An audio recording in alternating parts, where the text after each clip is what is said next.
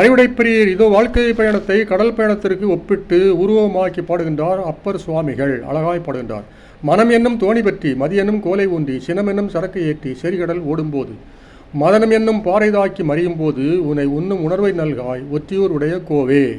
அதாவது மனம் என்பது தோணியாம், மதிநுட்பம் என்பது ஊன்றுகோலாம். அதாவது சுக்கானை இயக்கும் கானாக்கம்பு. அங்கே மதனப்பாறை தென்படுகின்றதாம். உப்பு கடலில் அல்ல, வாழ்க்கை கடலில், அதாவது சிற்றின்ப பாறை.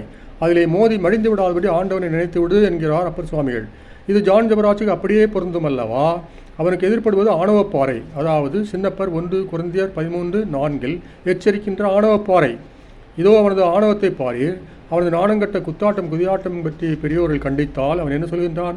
போயா வெண்ணை, போயா கொய்யா என்கின்றான். அது மட்டுமா? நீங்கள் சைக்கிளில் போவீர்கள், நானோ சைக்கிளிலும் போக மாட்டேன், காரிலும் போக மாட்டேன், ஜெட்டில் தான் பறப்பேன் என்கின்றான். அதுக்கு காசு உங்கள் நகை நட்டுகளை போடுங்கள் என்கின்றான். ஆக இவனுக்கு பணப்பையும் பிடித்திருக்கின்றது சேர்த்தே. அப்பர் கூற்றுப்படி பார்த்தால் இவனது தோணி கவிழும் முன் சுக்கானை இவன் பிடித்துவிட வேண்டும். சுக்கான் இல்லாத கப்பல் ஆபத்தானது என்று யாப்பரை எச்சரிக்கின்றாரே. ரட்டர்லெஸ் ஷிப் காண்க யாப்பர் 3:4. மேலும் சின்னப்பர் கப்பலிலே ஆட்ரியாட்டிக் கடலில் பயணம் செய்த போது மால்டா கரைக்கு ஓடி தப்பிக்க வேண்டிய கட்டம் புயல் வந்துவிட்டதால் அப்போது சுக்கானைத்தான் பதறி நேர்படுத்துகின்றார்கள். அப்போ சில 27:40 நெய்தல் புலவரும் பாடுகின்றார். நேத்திரமான தோணி கவிழும் முன் சுக்கானை நேர்படுத்து இக்கணமே சொன்னேன். ஜான் ஜெபராஜே, உன் தோணி ஆணவப்பாறையிலே மோதி உடையப்போ என்றது.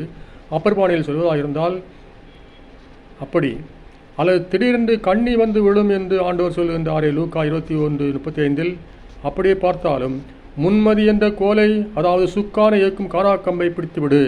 அப்போதுதான் ஆணவப்பாறையிலே மோதாதபடி உன் தோணியை காப்பாற்றிக் கொள்வாய்.